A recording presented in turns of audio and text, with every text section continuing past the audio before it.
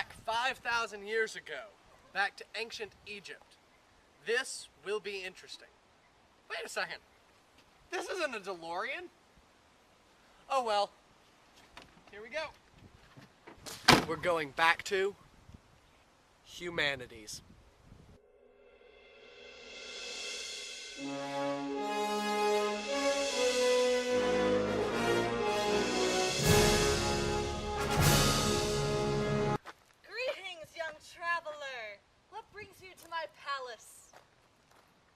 This doesn't really look like a palace.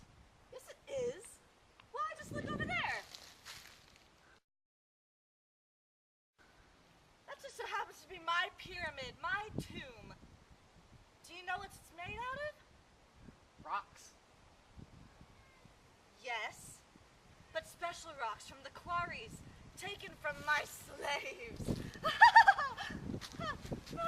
Well, why does it have to be so big? Stupid boy!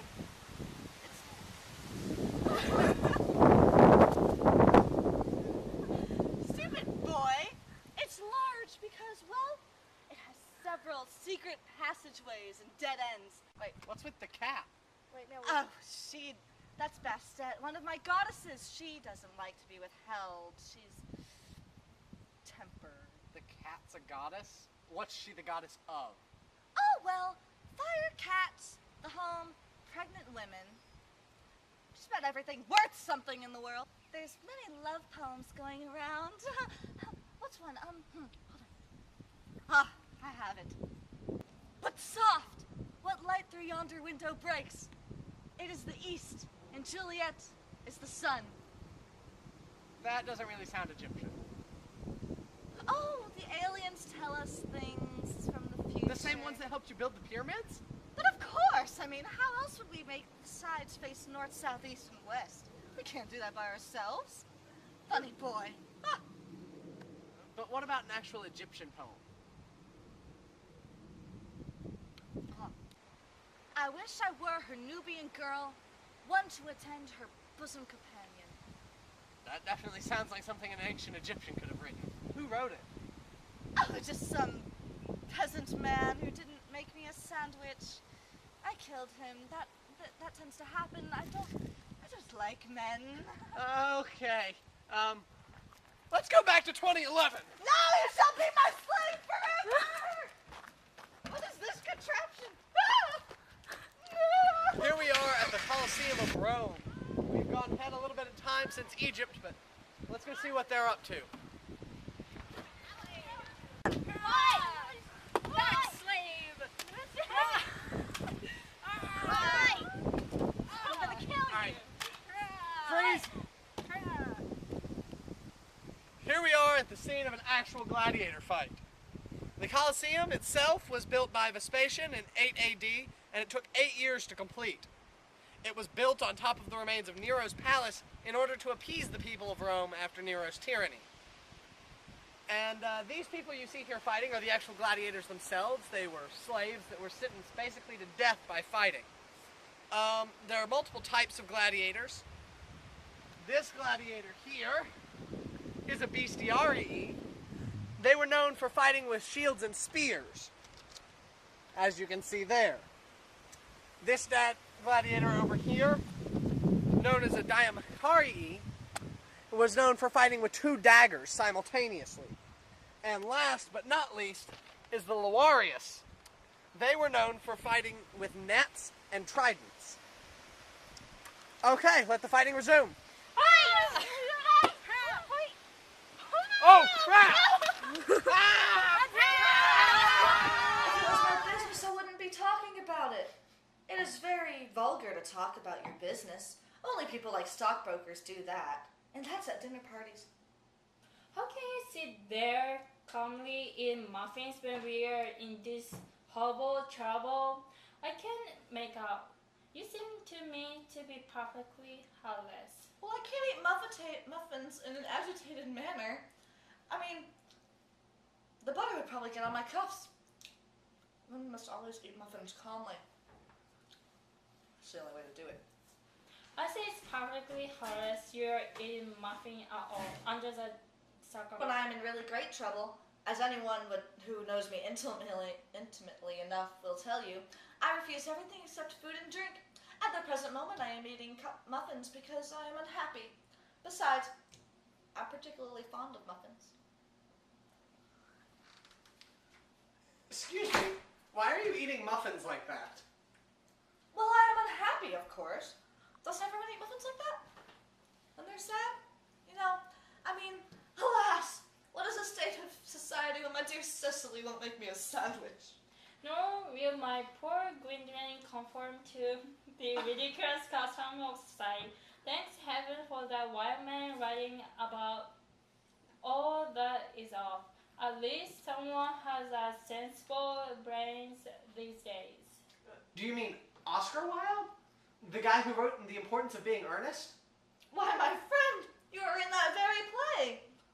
Here we discuss the matters of utmost seriousness in the most ridiculous of ways. After all, whenever one must discuss something serious, it is best to do it ridiculously. It keeps people from getting too gloomy and eating all the muffins. What about society? Well, the role of women. The fact that they are more objects than people, really. Extremely limited rights, you know, shallowness of the hierarchy. And even my dear Aunt Augusta, who only consented to me marrying Cecily because she was worth £130,000. That girl is very attractive. Furthermore, how fickle marriage and a relationship have become in modern society. The fact that it isn't considered a legit engagement unless it has been broken up at least once and whatnot. Oh, well, I think I see it now.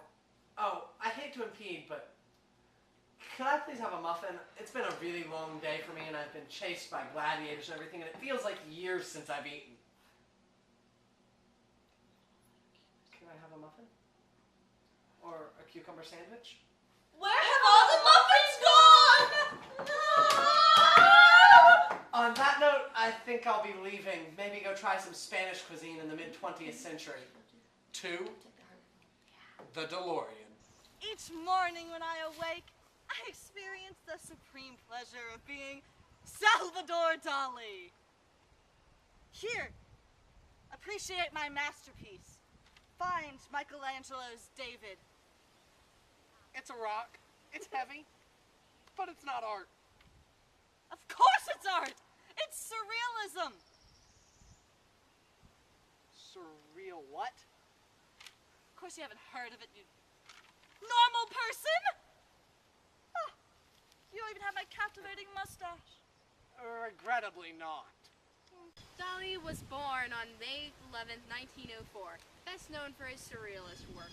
His work was influenced by the Renaissance masters. One of his most famous works, The Persistence of Memory, introduced a surrealist image of a soft, melting watches.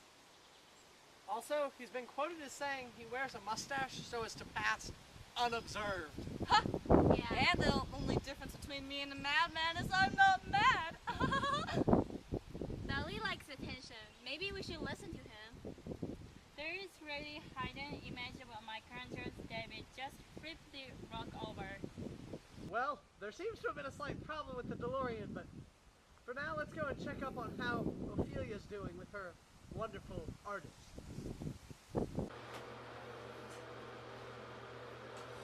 What are you doing? What are you doing? I'm Elias. I'm a pre-Raphaelite painter. I detest those realists with their painting the ugliness of society. They should make literary characters like Ophelia. Honey, not you. Her. What are you doing? What are you doing? Well, I was trying to drown myself, but then she said she wanted to paint it. Why are you trying to drown yourself? Because Hamlet doesn't love me anymore. He doesn't love me. So we kill ourselves? Kill ourselves? No. Honey, this is the best your hair has ever looked. I can't believe you were going to get that wet. Really? Yes. Come on, you stupid bitch. She's a stupid bitch. This is wonderful. This is perfect. Mozart couldn't have done better himself.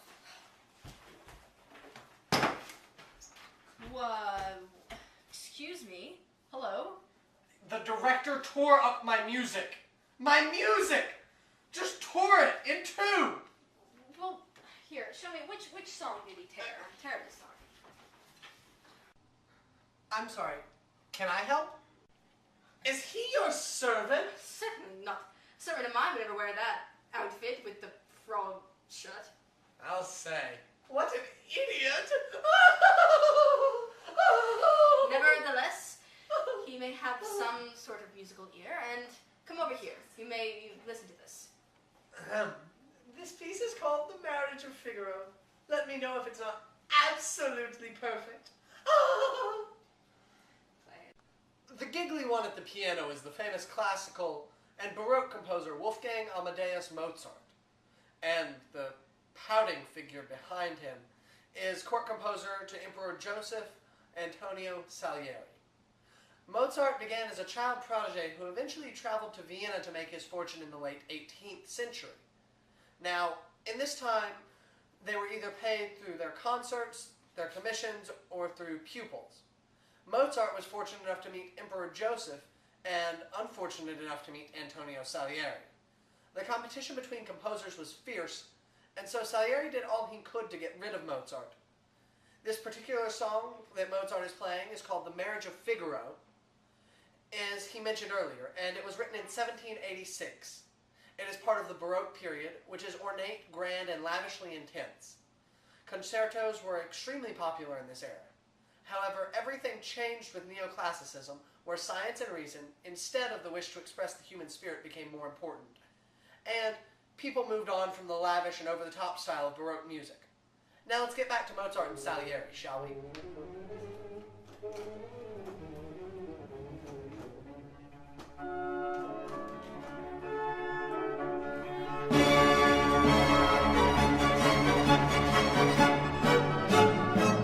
See? Even our little friend here agrees.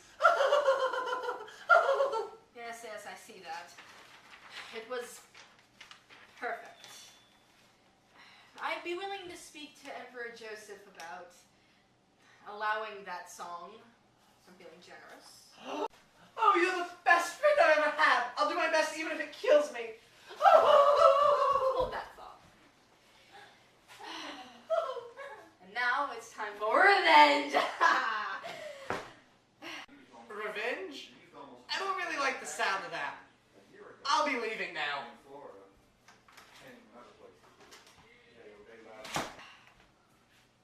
Wait a minute, don't go. I was gonna make espresso.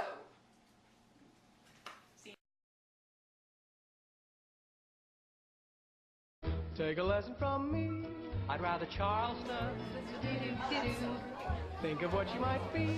I'd rather Charleston. I'm disappointed in you and your ways. I'm double jointed. There's no sensation like syncopation. Will you let me know why? I'd rather Charleston. Charleston?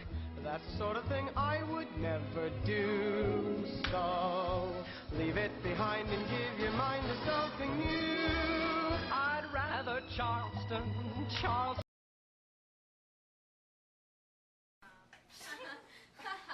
Juniors. Let's go.